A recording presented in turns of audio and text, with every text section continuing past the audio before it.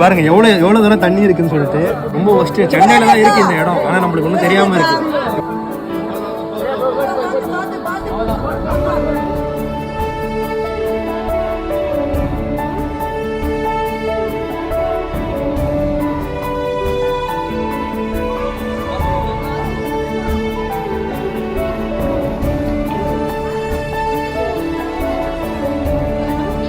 அது போக மாட்டேங்க